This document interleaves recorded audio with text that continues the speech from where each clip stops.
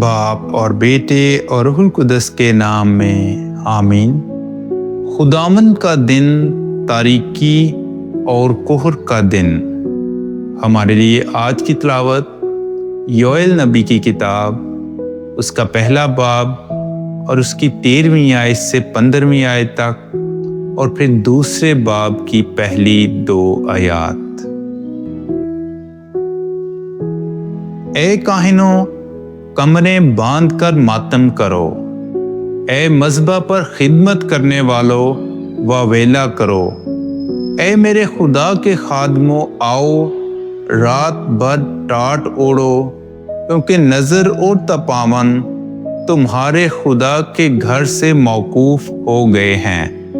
روزے کا اعلان کرو، مقدس محفل فراہم کرو، بزرگوں کو اور ملک کے تمام باشندوں کو خداوند اپنے خدا کے گھر میں جمع کرو اور خداوند کے پاس فریاد کرو۔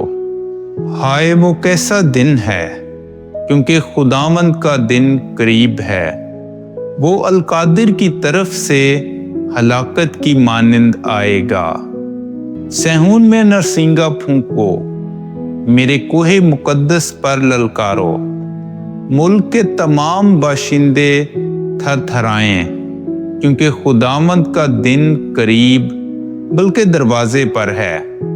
سیاہی اور تاریکی کا دن، بادل اور کہر کا دن۔ جس طرح فجر کی روشنی پہاڑوں پر پھیل جاتی ہے، اسی طرح ایک کثیر اور طاقتور قوم آتی ہے، جس کی مانند نہ کبھی ہوئی ہے، نہ آخر تک نسلوں کے ایام تک کبھی ہوگی۔